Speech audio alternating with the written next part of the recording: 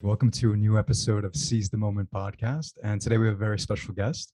We have Andy West. He's been teaching philosophy courses at City Lit since 2018, covering topics that include happiness, guilt, love, sex, and art. Andy West also teaches philosophy in prisons. He has conversations with people inside about their lives, discusses their ideas and feelings, and listens as the men and women he works with explore new ways to think about their situation.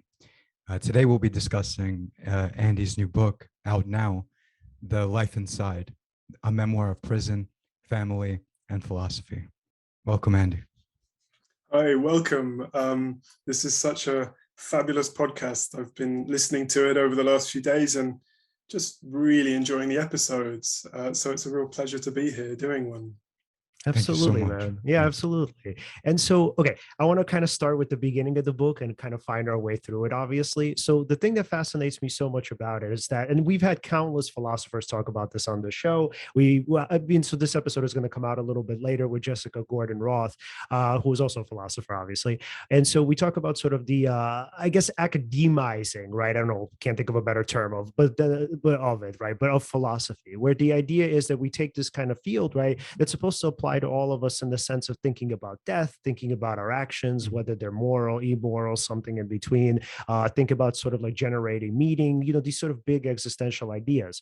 And when we think about philosophy, we often think of the person in the armchair who's sitting in the classroom, and they've kind of like they have like this section devoted to only them and their colleagues, and everybody else is sort of left out of it, right? And then so as I'm reading the book, I find it so fascinating that it starts in the beginning with you kind of trying to assess whether or not you can take, let's say, this sort of population in prison, right? Obviously, as you begin teaching there, and you can kind of bring these philosophical ideas, these very kind of nuanced and complex ideas to them. So what I love is that the book starts off with, and again, going back to Jessica Roth, right, we started talking about John Locke and this idea of what is consciousness. And so incidentally, right, and it's kind of interesting, I guess, how life works, your book starts out with that. And then so you're teaching about John Locke and the concept of what is a personal identity.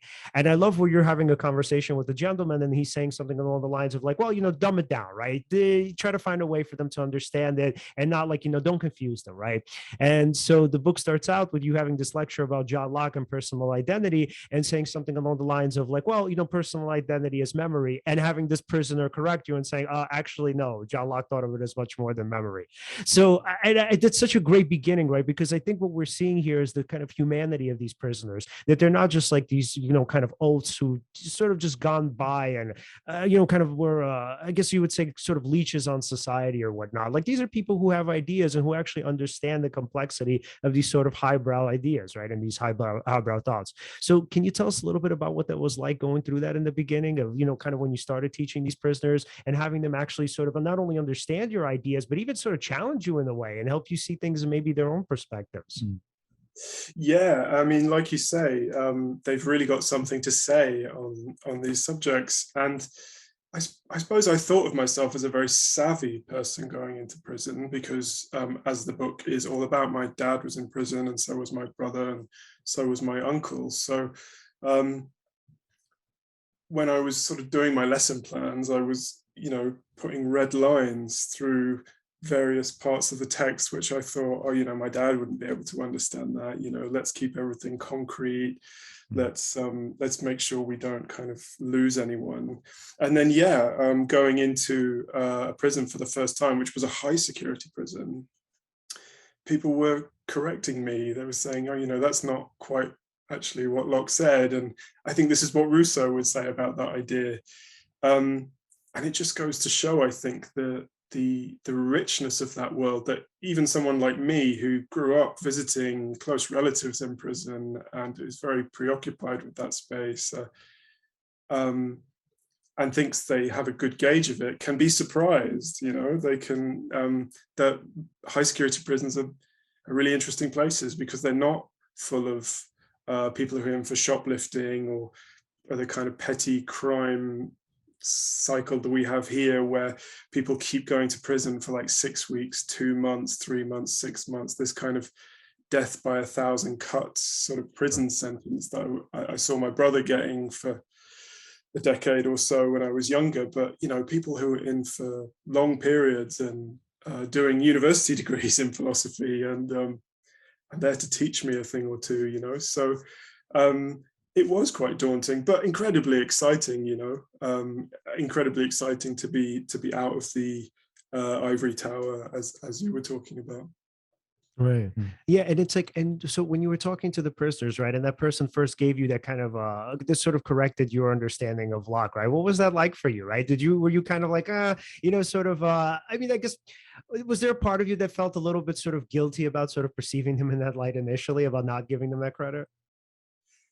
Yeah, I've definitely had that at times. Perhaps not on that particular occasion, but I've definitely had moments where I've really underestimated someone because they're, you know, dressed in prison kind of tracksuit bottoms and trousers and plimp soles and the kind of standard issue stuff.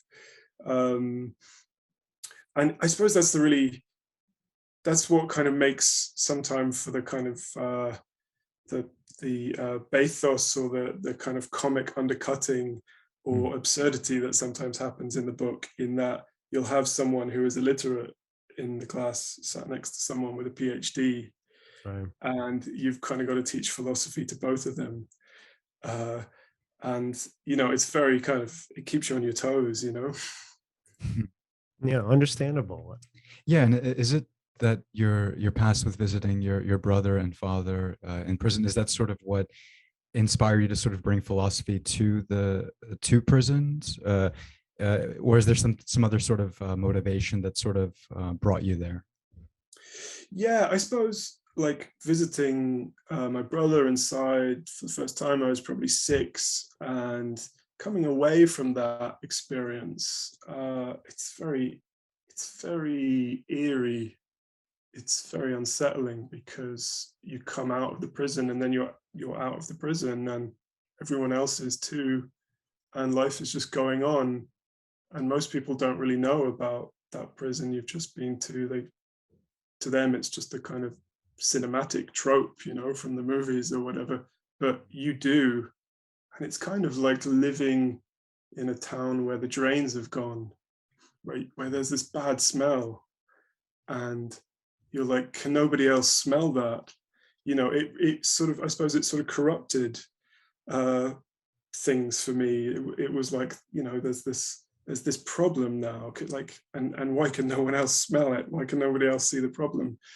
So I was very preoccupied with prisons from a very young age, and then, you know, for me, they're just intrinsically philosophical spaces in that, you know, they're about crime and punishment and justice for one thing, but they're also about time, you know. There's people in the book who are doing 99-year sentences, and we discuss things like waiting for Godo with them, or Zeno's arrow with a man who tallies every week he's in prison on his arm and tattooing. Yeah, all these really kind of questions of freedom, questions of power, you know, it just seems like that setting kind of intensifies any kind of philosophical question.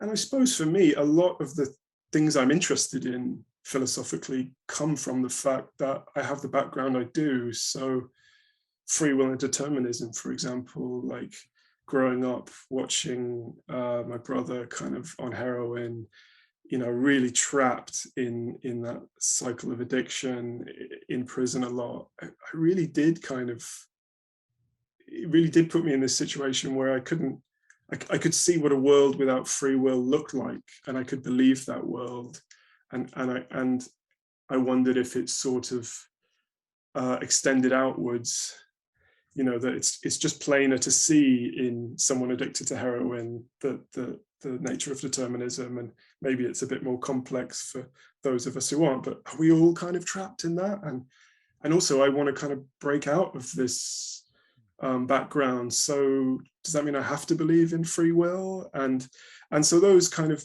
the philosophical questions that really had me by the throat were the ones that came from, you know, where I came from, where I grew up. So yeah, I was kind of always going to teach philosophy in prison when you think about it, in that it's a deep preoccupation of mine, but the setting itself, I think, is very philosophical. It's also the sense of, right, that determinism, right? Does your past determine your future? That's so relevant to people in the prison system, right? I mean, especially those who may or may not be seeking reform. I mean, that's a very important question to ask, right? Is it possible to change? Is my mark on society that I've already made, is that going to affect me for the rest of my life? Will I always be considered a prisoner? Will I be able to break free of that identification of myself and be able to move forward? Is that the sort of are those the sorts of things that you see prisoners sort of grappling with? Yeah, and sometimes, so it's exactly those things that I see them Yeah. grappling with, and sometimes, the way they would think about it is totally different to the way I would think about it. So, my dad was in prison. There's a lot been made here recently about how the children of prisoners are more likely to go to prison themselves, which may or may not be true, actually. Once you look at the empirical evidence, the sample on which those studies are based are very, very small and very particular. But no, nonetheless, it's a narrative, and it's certainly something I grew up with. That it's all about breaking the cycle, and it's all about escaping a certain fate that you're told that will come to you. And I was teaching in one prison, and there was a man there, and I knew his father because his father was in another prison that I was teaching. So here I am, someone who has had family in prison, close family father, and I'm in prison. Only I have keys on my belt, and I can let myself out at the end of the day, and I'm there as a teacher. And here he is, as someone who's had a father in prison, and he's in prison too. Mm-hmm. And in the book, he and I discuss free will and determinism. And it's quite kind of, I was reading that back recently at a book event I was doing, and it's quite counterintuitive, like where me and him stand on that, because I'm probably a free will skeptic. I think free will's possible, but it happens in like Herculean moments of strength, or when all the conditions are on your side or something. But I'm more towards determinism than I am free will. And he was just saying, no, you have to believe in free will. You have to believe in moral responsibility. And yet I'm the one who would seem to have broken the cycle and demonstrated a freedom of the will. And he's the one who you would say has been caught up in the deterministic cycle. And I suppose that's kind of what I wanted to do with philosophy in the book. I wanted to show how those tensions between where the mind is at and where the body is at, the body's in prison and the mind believes in free will and all these kind of things. And just how people's social context, how people's kind of need to survive might also shape what they believe. I really thought in his case, it's like he kind of has to believe in free will if he's going to have a chance. He kind of it's by necessity. He's a kind of compatibilist in a sort of way. Yeah, one of the chapters, I mean, I really appreciated a lot of them, but the one I think I appreciated the most was the one on free will and determinism. So what we know just from psychotherapy is that it's very hard to treat a patient who doesn't believe in free will. So if they believe that their environment pretty much determines their circumstances, it's sort of like, you're hitting your head against the wall, because you aren't going to go anywhere with that person, and that person isn't going to go anywhere with treatment. So what I really love is that argument that you guys had about it in terms of, in the chapter I'm referring to, where there was this idea with free will is that, like, I am responsible for being here, right? And I love how you kind of pushed back and you said, well, I mean, are you necessarily responsible for your mental health? Are people responsible for their addiction issues, their environments, yada yada? And then one of the prisoners, if not multiple of them, I don't remember now, but they kind of pushed back on you, and they said something along the lines of like, well, if I don't believe that I'm responsible, right, then it's like, how the hell am I going to get out of here? How am I going to change my life, and how I'm going to become a different person, right? So it's like this idea of, it's this William James idea of will willing to believe? Because in this case, when you're putting yourself in the situation that, you know, you think that you can get out of, or you're, let's say, putting yourself in the mind state where you believe you can get out of your environment, then the idea is that you can kind of do your time and then eventually go off into the world and hopefully, you know, become, I don't know, I guess successful, whatever, for lack of a better term, but you can do something with your life outside of the environment that you find yourself in. And so I love that on the one hand, you provide them with this level, this high degree of empathy, and you're saying to them like, no, no, no, guys, it's not that you're just solely responsible for this. I understand where you're coming from based on this environment. I was in a similar environment, and, you know, things could have easily have turned different for me, or, you know, been different for me. Whereas like with you guys, obviously, you know, maybe circumstances were a little bit harsher, or, you know, they were a little bit tougher, right? But then on the other hand, you have these guys who are like, no, I think what they're saying is that I actually prefer to believe that I have free will because this is the thing that's keeping me going. Yeah. I had a conversation with a student in prison recently, again, about those subjects. And she just said to me, I just believe in owning it. Right. Her exact phrase was something like, I just believe in complete ownership. And she didn't kind of get into William James when she was talking about it, but she's kind of there, I think, that this is kind of what I have to believe. And I think that makes for one of the kind of interesting tensions in the book, in that I'm kind of, I think I come into prison with a very kind of, with this sense that each of us could have been anyone else. You know, Right. I really had that feeling with my brother. I kind of feel like siblings are like a nearby possible world for your own kind of made flesh, you know, that we just compare ourselves to our siblings and a lot of the time. And it kind of gave me this really strong sense of like, well, I could have been him and he could have been me, and I could have been in prison 12 times like him, and, you know, and I kind of see a lot of the people I teach in prison in that way of like, you know, the margins are very small here. But very often they don't, Yeah. you know, and that's part of what they're looking for in to empower themselves. And Yeah. that's a very interesting thing, like politically, to negotiate. So what do you say? What, you know, and that's what we try and thrash out in the book, those kind of conversations.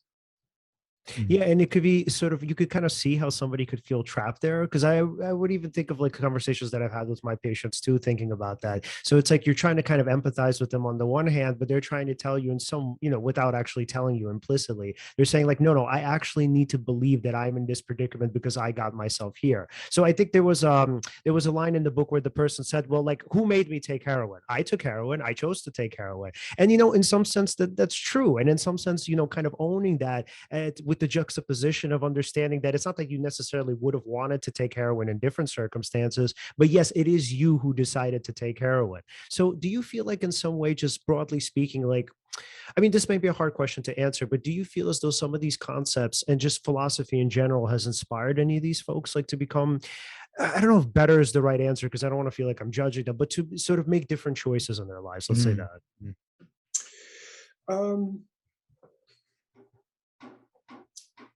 I don't know is the answer to that. And part of the reason I don't know is because I don't really look for it, I suppose, in that I sort of understand that education can help people to change their lives, but a lot of the reasons that people in prison are socioeconomic are to do with,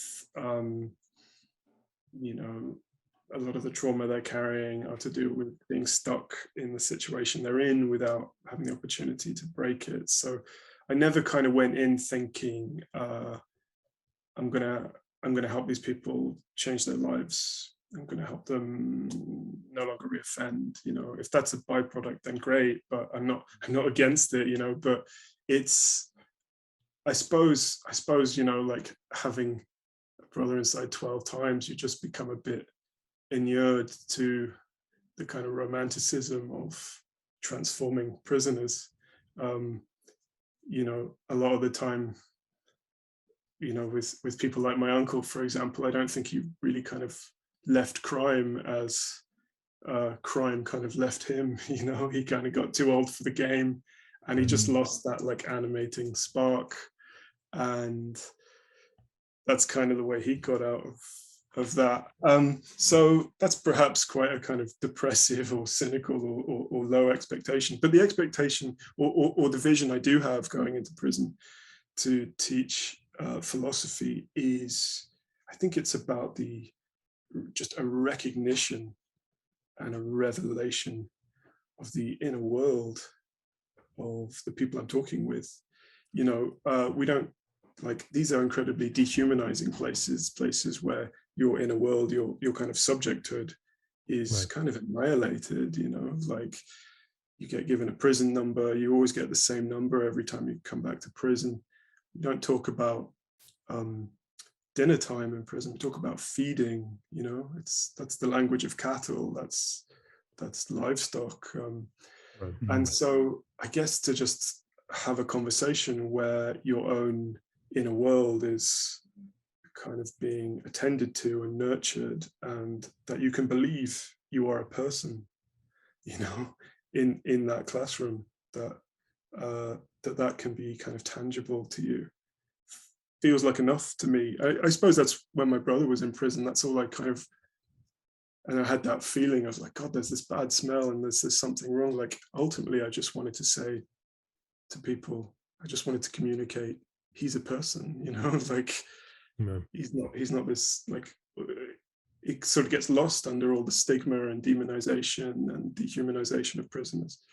And it seems to have some effect in the prisons. So I have an officer in one of the prisons I'm working in who came up to me on the landing a couple of years after I worked there, and he just kind of looked at me and said, like, "Oh, you're the philosopher, aren't you?" I felt so embarrassed, you know. I was dressed all in black, and he kind of looked me up and down. I was like, "Oh, you're the philosopher, are you?" It's like, oh, you can't hide who you are, you know. And I said, "Yeah," and he said, "I'd love to come into your classes just to hear what they say. I'm just so fascinated at what they say."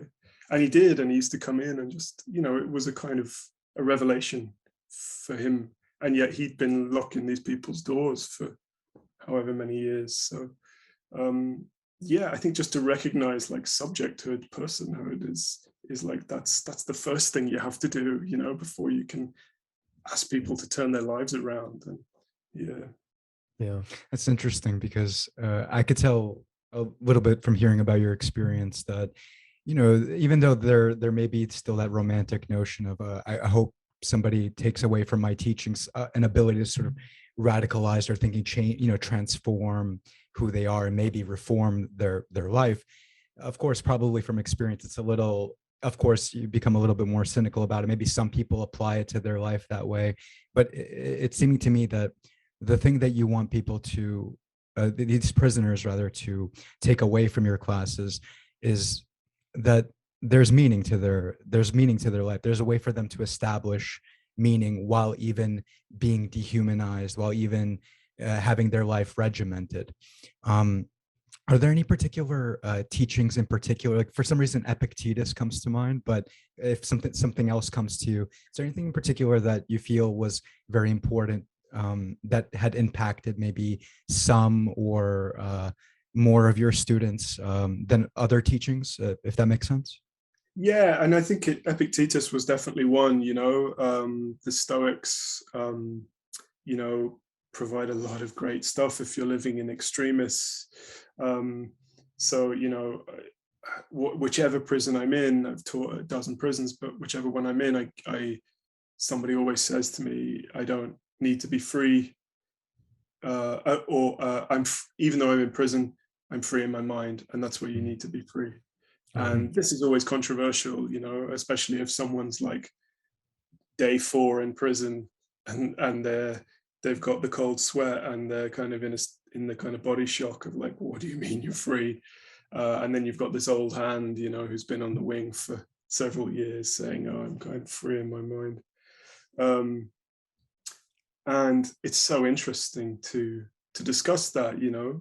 One man who said that to me recently said, you know, I could walk out the gate and I could not be in prison, but I could still be not free in my mind, and that would be much worse than being in here and being not able to to have that inner freedom. And I said, well, there's philosophers who kind of said similar things to what you're saying, like Epictetus, and I told him about some of these ideas, like, of course, Epictetus being a slave, it kind of, there's this instant connection, there's this instant kind of relatability, because these people are also living under the master or the tyrant. And that quote in Epictetus where, the master kind of wrecks his leg, doesn't he? He breaks his leg or something. And he says, well, you may be able to break my leg, but you can't break my will, my ability to will. Right. I'm just hearing these stories, like back, like the guy I was just talking about there said, yeah, I get that. Every day at 5 o'clock, the guards come and lock the door for the night, and then we're locked up for 14 hours every night. So I make sure that at 5 minutes to 5, I just close my door myself, because I'm the one who's in control, not him. And it's like in a situation where, you kind of have objectively, in an objective sense, lost your freedom. Like, how do you get it back?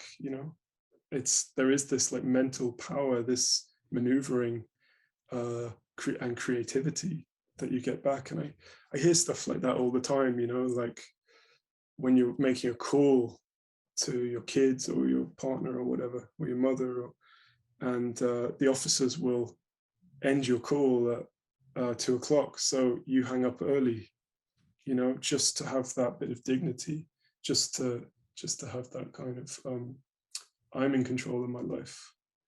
I don't want them to cut off my call, so stuff like that, sharing those kind of ideas means a lot. I don't know whether you consider Boethius a Stoic. I always kind of do, just because he's so much about reframing your experience. Lady Philosophy says to him, nothing is wretched, only thinking makes it so. Yeah. And that's very attractive as well, like for people in prison, I've noticed this idea that you can just look at things differently. Yeah. Well, so to me, one of the more impactful chapters was your chapter on the Ring of Gyges. So, and just, the backstory is, right. So, Plato talks about this Ring of Gyges that makes you invisible, and essentially you wouldn't be punished for any of your kind of misdeeds. And the question is, would you still do them, right? And I love the prisoners' responses, because for them, right, on the one hand, we're talking about free will and this understanding that, well, I, chose to be here. So in some way I could kind of choose not to be here, right? Mm-hmm. However, on this other hand, right, we're talking about being moral really for the sake of, in some way, getting laid, because they're telling you that, well, if I had the Ring of Gaijus, right, essentially, like, yeah, who cares? The only reason why we're like good people is because, like, we're trying to impress these female guards. And, in the outside world, this person told a story about being homeless and how, like, 3 guys would essentially kind of like mock him before giving him some like scraps in terms of a donation. Whereas if like the guy is with a woman, essentially what he would do is he would be really nice to him and he would give him a little extra because he's trying to impress the woman that he's with. So again, on the one hand, you have this understanding that, yes, I am free to do as I please. And, at some point, when I'm ready, I'm going to get out of here and I'm going to live a different life. But on the other hand, it's saying that, well, I'm kind of really only moral because of these ladies that I'm really into, right? So it's just so funny how it kind of works together, right? And I don't necessarily think it's indicative of them as prisoners. I think it's just more indicative of who we are as humans. I think we have like these lofty perspectives of ourselves, and we like to think of ourselves as being fully in control of our lives. But then on the other hand, when we think about the reasons why we do certain things, they're kind of determined. Mm. Yeah, I think, again, that's another tension between the kind of high abstraction of philosophy and the kind of dirty concrete reality that you're in prison, in that, goodness for Plato is, it's something the philosopher kings could understand. It's, you'd need to understand geometry and the forms and everything. Whereas for that guy, you're talking about morality is just something it just comes out of the vicissitudes of your life, just because you're begging or just because you're trying to impress a woman. Like it's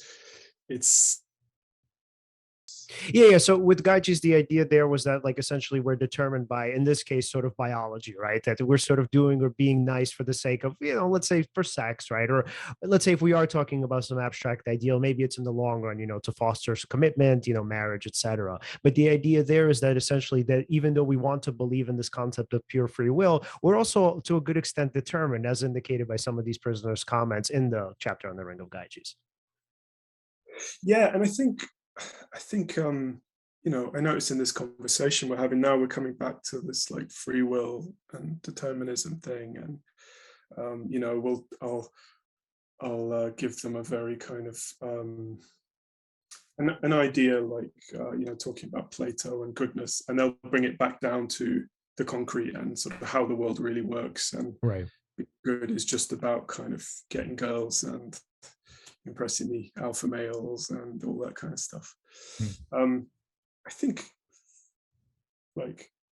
that says a lot about so the book is a lot about class. A lot of it is set on a council estate in East London, and of course just in being in prison, most of the people you're talking to are working class, even kind of underclass, people who've lived on the streets for years or whatever. And I suppose it really brought home to me what we're doing when we do philosophy. I tracked that own journey in my life from a working class background to one where you're going to university and you're sitting around talking about the Greeks and all this, but kind of then going back into a very working class setting. I was teaching consequentialism with a friend of mine recently, and we were just saying, so a consequentialist thinks that it's the consequences rather than the action itself that kind of determines the goodness of an idea, and And one of the people in the class, she just said, who even thinks this stuff? Who even what do people just sit down and think about it and write about this stuff and talk about it? What are they who are they? What are they And this is something I talk about in the book. Is I think a big part of working class existence, and especially in prison, it gets intensified, is just this kind of life is what it is, and it's not about the possibilities. Possibilities are to be kind of mentally kind of avoided in prison. They're often quite painful to think about how your life could be otherwise or what's going on outside the wall. You need to kind of keep your head in jail to a certain degree. But it kind of really made me reflect on my own childhood and trajectory, and just that I think that is the big thing you get with philosophy, is this sense of imagination that things might not be as they first seem, and possibility, and the what ifness of philosophy, which I think for a lot of people living in that very survivalist state, it's very often that they just don't think like that, or in certain cases it's kind of ludicrous. It's kind of like that case with the woman I was telling you the other day. It's what, seriously, this is something you can do with life. You can think in this way, yeah. So there's kind of free will and determinism going on in that, on the level of class, on the level of education, on the level of whether you've been introduced to philosophy or not. Yeah, it's a big theme in the book. Yeah. And Oh, yeah. So, do you see any differences, I suppose, in your dealings with male prisoners versus female prisoners? I would imagine it's probably relatively similar, but you would obviously know from experience. So I'm curious to know. Yeah. Yeah. You spoke at the beginning there about how I didn't really know what I was doing when I first went into a prison, and that was a man's prison. I put red lines through on my lesson plan trying to make it really simple, and there they are talking to me about Locke and Rousseau. So I kind of had incompetence and failure. But when I went into a woman's prison, I really didn't know what I was doing. I was just kind of the last person to know what was happening in the room, because it is quite a different environment, especially socially. You know, like 95% of prisoners are men, and there's these great big institutions, you know, that house like 1,300 people. And the kind of code of survival that you often find in these places are keep yourself to yourself, don't cross anyone's boundaries. The churn is very, very high. People are moving on because they're on remand or transfer or being released. So nobody really forms a connection. It's a place of real like detachment, you know, like as a teacher, you have to meet people's eye when you talk to them, but that's kind of high stakes in that setting. And I won't say it's completely the opposite in a women's prison, because I think that's also a difficult environment to negotiate, and there's a fear of violence still and all of that. But often they're much smaller, and there's a lot less bang up. There's a lot less just 23 hours a day in a cell. Like there's more mixing because they are on average less violent prisons. So they all know each other really, really well. and they know each other like, the men in my class, they might sleep 8 meters away from each other on the landing, but they don't know each other's names because they just hadn't learned. So I have to kind of create a group when they come into my class. Whereas with women, it's like, okay, the group exists. They have to kind of accept me.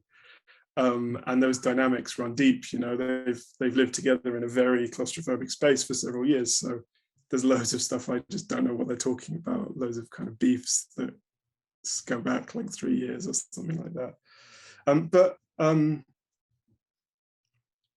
I mean, that's the main social difference between men's prisons and women's prisons. I think I'd add to that every prison is different.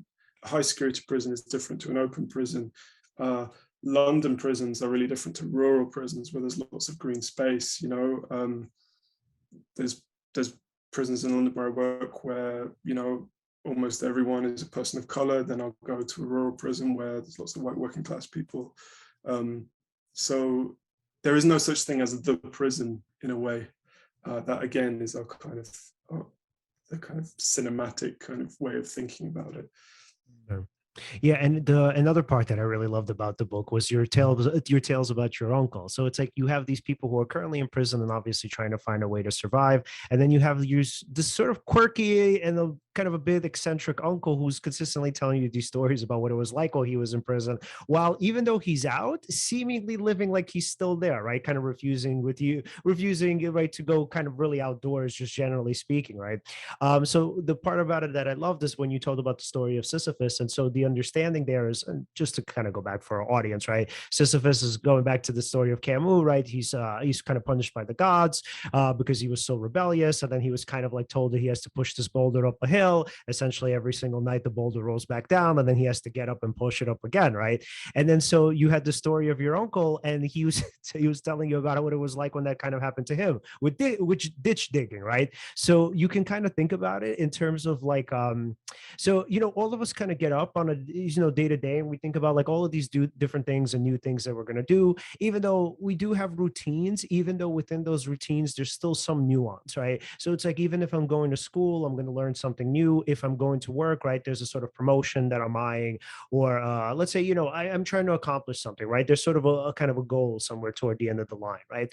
With your uncle, as he was punished, he had to dig a ditch every single day, and then that ditch was pretty much, it was kind of what's the word, they pretty much patched it up, and then he'd wake up and then he'd have to dig the ditch again, right? So it's like, I love how you compared that, you know, the story that you told of Sisyphus, and how you compared that with just like the general experience of what it's sort of like for prisoners. So can you talk a little bit about that, like what it was like, not only hearing about that from your uncle, but just even sort of relating it to Sisyphus, and then sort of talking about happiness and how Sisyphus would say, and your uncle, it seemed like in some way would agree, that Sisyphus would have been happy.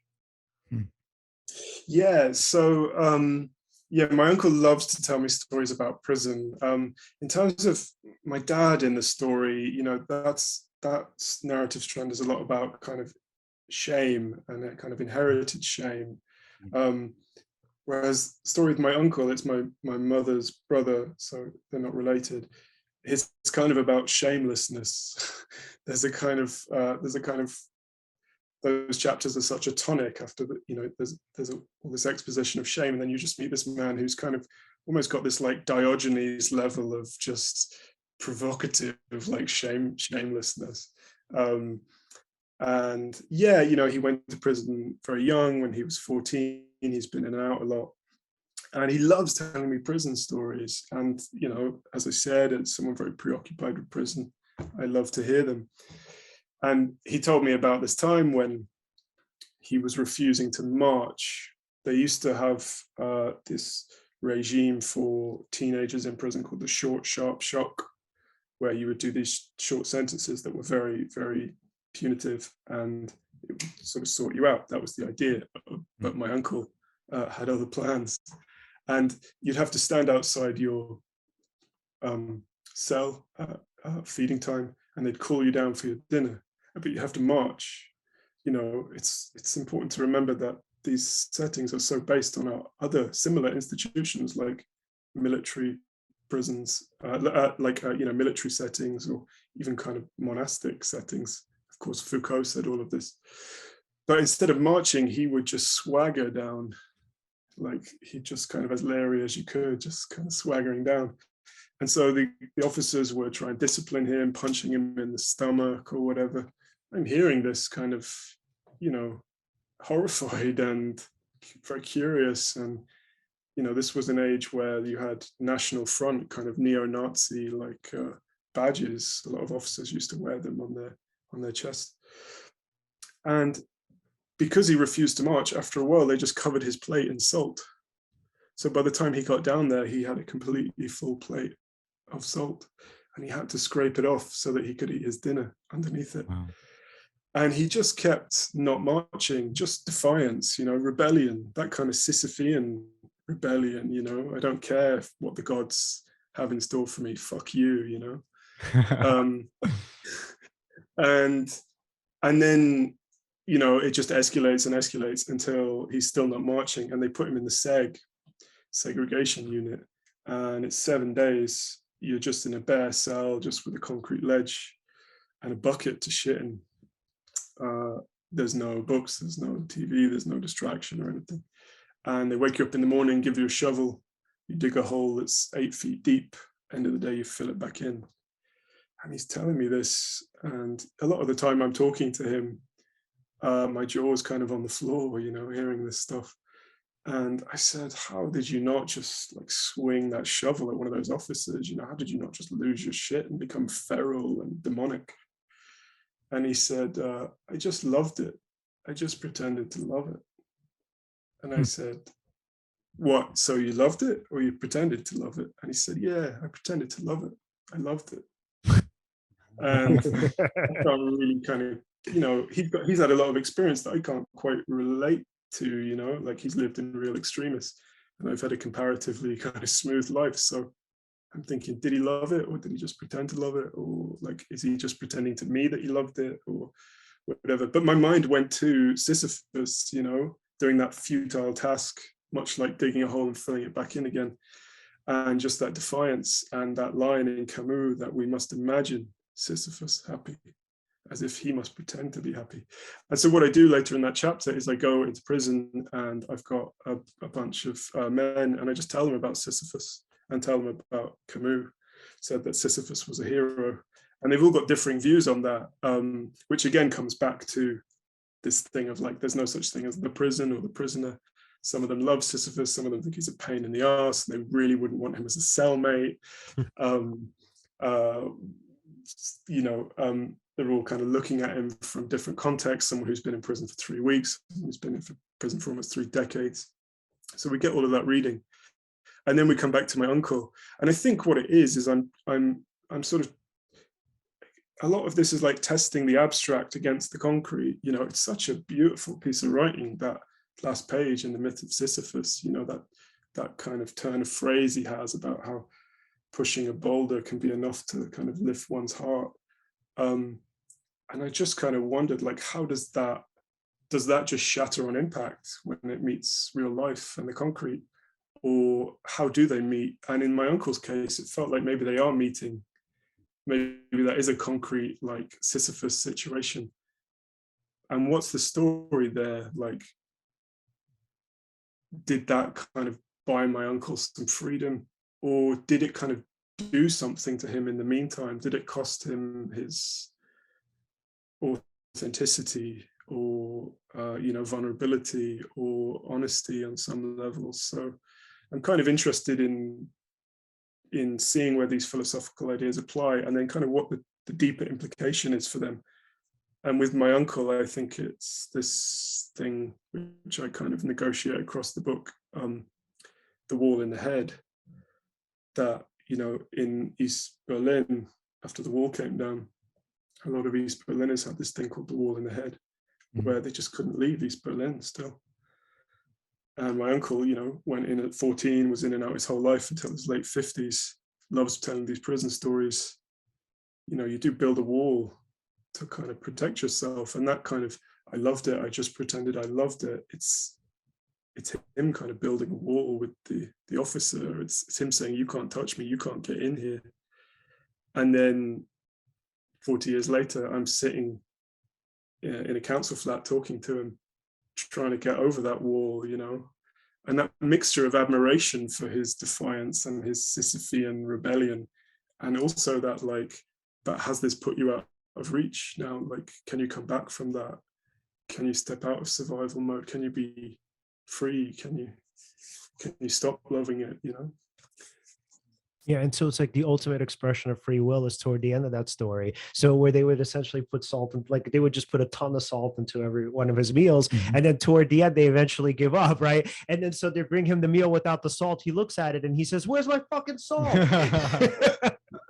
Like, that was excellent, man. Like, those one of those, it's like those great war stories, man, that, yeah, you feel sorry for the person, obviously, because of the not the defiance, but because of the defenses rather. And you kind of hope that it's some way that that person will be able to overcome them and live a life that's a little bit more let's say a little bit more I don't know if continuous is the right word, but a little more in a kind of on harmony with the rest of the world. But damn, man, that's like so admirable for him to say that, because I think the idea there is that, like, with or without whatever you're doing to me, I'm okay. It doesn't matter. I don't need you to make me feel better. The world doesn't determine how I think, right? And then going back to that Epicurean idea of literally, you are in some way what you think or whatever. At the very least, it's like your environment is really just like a sum of your thoughts, as opposed to the kind of environment outside of them. Yeah, and I'm wondering, do any aspects of sort of Eastern philosophical teachings sort of make any impact on the prisoners, in the sense of maybe yielding to your situation as opposed to resisting, or maybe being in the moment, not necessarily thinking of the past or in anticipation of the future? Yeah. So in terms of, like, Eastern philosophies, I've brought in stuff from, like, Buddhist thought and things like that. It's very strict in terms of the images you can bring into prison. You can't bring any pornography into prison, but that just extends to all images of penetration. And I had, like, a bodhisattva in consort with another bodhisattva in my, like, handout that I bought them. And then you kind of have to cut it out before you can go into the prison. So one of those kind of ridiculous security. And we discuss things like the no self idea in Buddhism, like when we're talking about identity and whether you're the same person you were yesterday. And there's a guy who kind of wrote about it on his hand as I was taking notes. And I said, "Are you okay there?" And he said, "Yeah, I'm just thinking my parole hearing is coming up, and this whole thing about how you're never the same person that you were sounds brilliant." That's great. That's great. Yeah, or Marcus Aurelius, right? Like, no man steps into the same river twice, for he's not the same man. It's not the same river. Like, use that too in a parole hearing, I guess. Tell that to the judge. But in terms of what you were saying there, to be more precise about being in the moment, where that really came up was in the chapter about time, and we discuss waiting for Godo. Just Godo is this wonderfully absurd, dark, tragic comic play by Samuel Beckett about these two men, Didi and Gogo, who are standing next to a dead tree in a wasteland, and they're waiting for a man called Godo. And they don't really know who he is or when he's coming or whatever, but they just keep waiting and waiting. And at the end of the first act, a child comes and says, Mr. Godo is very sorry, but he's not coming today. He'll come tomorrow. And then it cuts. And then the second act, they just wait and wait and wait. And at the end, the child comes again and says, sorry, Mr. Godo is not coming today, but he'll surely come tomorrow. Sometimes described as a play in which nothing happens twice. Yeah, and so we were discussing that, and I had a guy in the room who was on an indefinite sentence. Now, the way indefinite sentences work in the UK is it's known as an IPP sentence. You're sentenced for 99 years, but say after 8 years, you'll get a hearing, and they'll either let you out or not. And if they don't, you have to wait another 18 months and you get another hearing, and they'll either let you out or not. And this is a very, this sentence was brought in to deal with the very worst, kind of most dangerous types of people, like, serial child sex offenders and stuff like that. But where the government brought it in thinking there'd be like 200-300 prisoners on this sentence, there were 8,000. And some of them were in for like criminal damage of less than 20 quid, being given 99 years, and some of them were 19 years old, Wow. So it's a huge problem that we have here in the system, and we're trying to work it out still, but it's going to take it has taken decades, and it still looks like it's going to take some time. But yeah, my student was talking there about Samuel Beckett waiting for Godo, and he is kind of waiting for Godo. He is just indefinitely there, and yeah, try again tomorrow, keep waiting. And so we were discussing as a group, like, how can Didi and Gogo wait? And all kinds of really interesting ideas came up in terms of whether they should just ignore the kid. That was what this the guy I've just described was saying. Is just when the kid comes, just don't look at him, don't listen to him, don't get drawn in. And I think that says something about what you do to hope, how you have to kind of turn away from hope as a way to carry jail.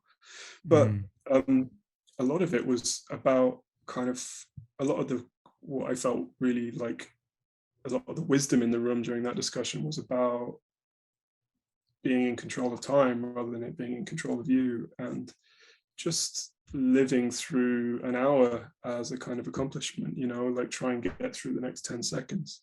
And when you've done that, try and get through the next minute. And when you've done that, try and get through the next minute. And when you've done that, see if you can get through an hour. And just that level of like focus you have to have when you're doing time. So I don't know if that connects a little bit with the kind of mindfulness, kind of being present in the moment sort of stuff you were talking about. No, for sure, because waiting for that result, right, for Godo to arrive, sort of an anticipation, right? It's like the story teaches a lesson, which is anticipating his arrival is what sort of causes the suffering. But spending your time however you so choose, and then Godo will arrive, may not arrive, it doesn't matter, right? It's not something that you're dependent on. Your mood, your freedom, your ability to just live is not necessarily impacted by this result that you're waiting for. So it's an interesting story in that sense. It's actually the first time I've heard stories like that, but it's the first time I've heard that one in particular, and I think it teaches that valuable lesson for right, sure. but then also, right, to not to contradict what you're saying. Please, no, because I really don't want to do that. Okay, because I think it's sort of conditional or contextual, right? So, but I also love the idea when you bring up the actual prisoners who do lose hope, right, and what that's like for them. So, on the one hand, we can say, like, yes, if you're waiting for something over and over again and it doesn't come to fruition, it's kind of like a waste of your time. Which is why what you're saying contextually makes sense, because if Godo never shows shows up and you're consistently sort of, being let down, yeah, you should probably stop hoping for it and try to adapt in some significant way. However, right, then you also have people on the other hand who are consistently feeling hopeless. And so I love that you mentioned the story of that prisoner who was essentially on suicide watch, because the idea was he felt completely hopeless and there was sort of no kind of end in sight for him for that sentence. And he figured, like, what am I doing any of this for? So sometimes when we think about hope, we only think about the negative and we think about what it's like when we're let down. However, right, one could even, I think, maybe not conclusively, but I would say significantly make an argument saying that it's actually the hope that's more important than, whatever it is that comes to fruition. Because when we think about the things that we value, right, they're never that great, right? They're nice. I mean, it's sort of like you kind of have like an enjoyment of whatever that thing is and you appreciate it, but they're never as good as what you kind of build it up to be in your mind, right? So when we're thinking about hope, a lot of times it's the actual hope that's sort of the kind of foundation of happiness, as opposed to whatever the result is of, whatever your endeavors are. So I like the fact that on the one hand, we're saying, okay, yes, you shouldn't have irrational hope in the sense of like, okay, if this kid is consistently coming back and he's consistently disappointing you, stop doing that, right? Sort of think about what's in the moment, what you can actually enjoy, right? Maybe if you're in prison, obviously, think about some of the things that can make you happier here now. But then also on the other hand, right, you should continue to hope, because that's the thing that's going to kind of keep you moving forward, and it's going to give you something to look forward to. Because even though in some sense there's a comfort in enjoying the now, especially in prison, you also want to get out of here someday. Right. So I don't, again, it's my first exposure to that story of Godo, but in how I interpret it is that no matter what, Godo is coming. It's just that you keep being told, not today, not today. And how do you know though? How do you know he's coming? I like to make that assumption. I'm not sure, but he doesn't come. Let's say you do make that assumption, though, right? That's that hope, right? So hope will maybe hope will come, but anticipation of that hope is what's causing the suffering, right? Does that also work? Yes, but I would also just really quickly say that when you look at the kind of the juxtaposition of the two, it's both, right? So it's not just that hope leads to suffering, it's also that in some way suffering leads to hope, because the more you suffer, the more you want to hope for something better, right? So it's kind of cyclical. So it's not just like, oh, hope sucks because it leads to suffering. You can also say, well, maybe suffering sucks because it leads to hope, or maybe you could say in some way suffering is good because it leads to hope. So I love this. Yeah, we're getting very meta about it, right? But so actually, can you tell us a little bit about what some of the come in on the just on the hope thing? There's just one thing, because I feel like that was one of the, although in one chapter we're discussing freedom and then shame and then time and then madness or whatever, it feels like hope just keeps coming back. The subject of hope and whether you should hope keeps coming back through the book. And in the shame chapter, there's the guy who, so I say to him, all these things, all these evil spirits come out of Pandora's box, and then hope comes out afterwards. And I say, if Zeus took pity on you and allowed you to put, greed or envy or one of these evil spirits back in the box, what would you put away? And one of the men says, hope. And I think his hope is a kind of, the conversation we have there is about hope versus despair, I think.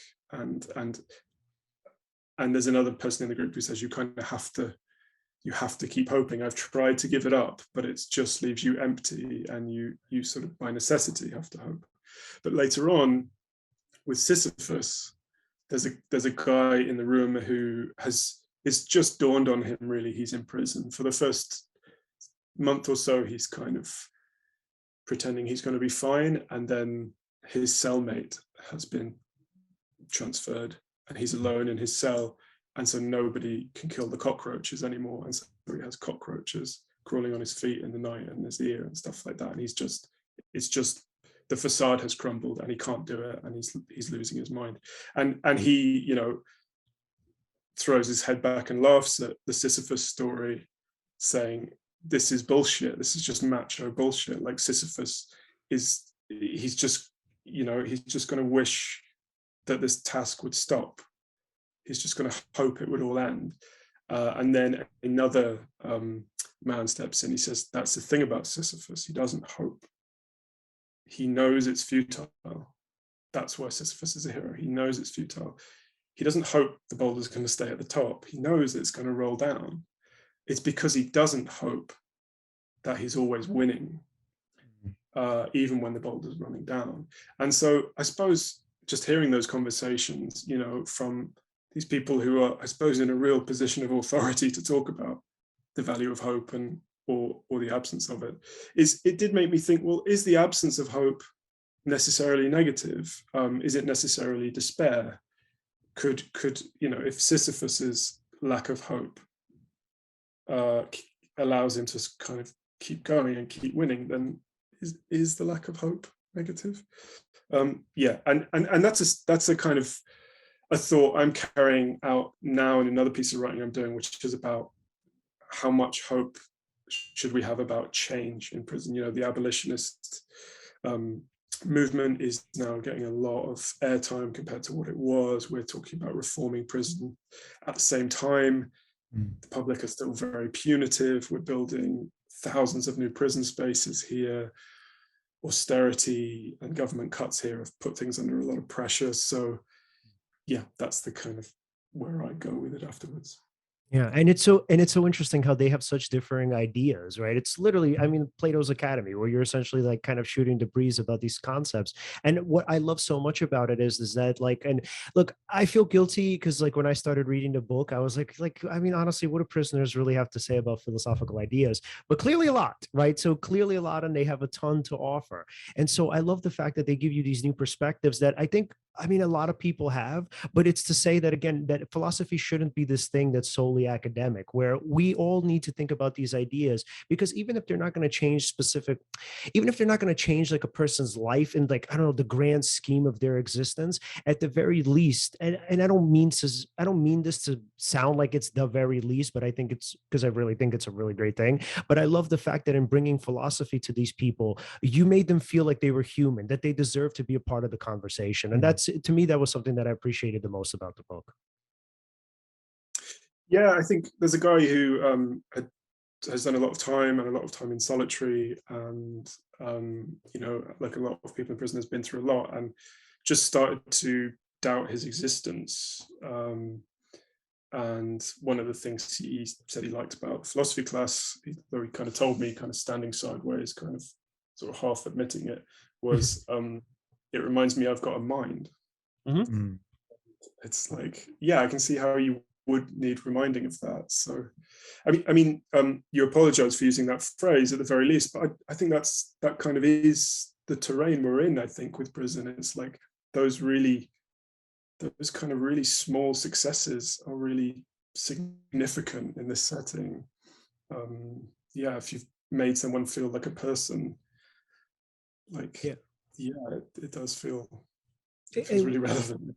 And in writing the book, was that kind of your hope and what you wanted the general public to take away, that these people are more so than just, you know, I guess the numbers on their suit, right? That they're more so than just a label prisoner. Yeah, I did. There's certainly like that strong humanitarian impulse I have. Yeah, and I guess I have a lot, you know, to say kind of politically and ideologically about prisons, but that, in a way, that's like my second experience with prison. My first experience in prison is as a child, before I was politicized, you know, and that's kind of my first engagement. So I didn't want to front load it ideologically. This isn't a book that's hectoring for the abolition of prisons or the reformation of prisons or for tougher sentences. It's kind of trying to reveal a world that's obscured, and reveal the humanity, and within that reveal the moral complexity, because I think prison is a real, you know, it's a real moral puzzle in lots of ways. You know, some of the people I worked with had done really, really harmful things and were really dangerous. A lot of them were, I don't think, needed to be imprisoned or even criminalized in some cases for not paying their television license or shoplifting, or, you know, there's 1,000 other much more imaginative ways of dealing with them. But that was my drive. It was broadly humanitarian, but I kind of wanted to leave the reader with some work to do in terms of the moral complexity of it. I didn't want to say, oh, and here's the answer, because that would just be dishonest of me, you know. Yeah. And that's why what you did was so admirable, man. It's like to kind of to read it and to understand that there's this whole world of people out there who the rest of the community and the rest of sort of just society just completely shuns and shuts out. But what your book shows is that it's important to start thinking about these people and especially the way the state treats them. Mhm. Yeah, and in terms of showing and coming back to that word like revelation, to reveal a world that's obscured, I think philosophy is kind of a great way of doing that. You know, sometimes when the people in my class ask me like, why do philosophy? One of the things I say to them is, well, it's a way of finding out what you really think.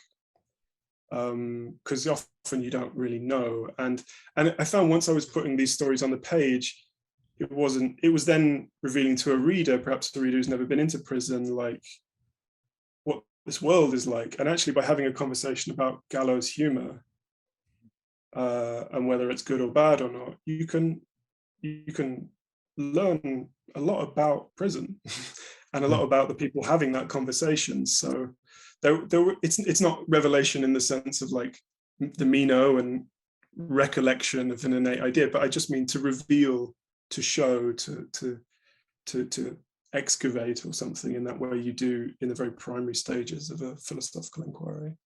Absolutely. I love that. All right, Alan, any final questions for Andy before we wrap up? Yes. If we wanted to follow your work, where could we find you? So I work for the Philosophy Foundation in London, doing lots of projects with them, especially in prisons, but also teaching children. And I'm on Twitter at Andy W Philosophy, and I'm always tweeting about my classes and just neat philosophical books that were written in prison and stuff like that. I love that. Andy, thank you so much for coming on, man. This was excellent. This was awesome. In fact, the part where we got into the Eastern philosophy part too was really cool. And I enjoyed having you on. Thank you so much for coming on. Great. Brilliant. It's been an absolute pleasure. Thank you. We'll talk to you soon. That's right. Take care. Bye. All right. So if you want to follow us, you can follow us at Seize the Moment Podcast on Facebook, Instagram, and TikTok, and Seize_podcast on Twitter. Like, subscribe, hit the bell on YouTube. And thank you so much for watching. See you next time.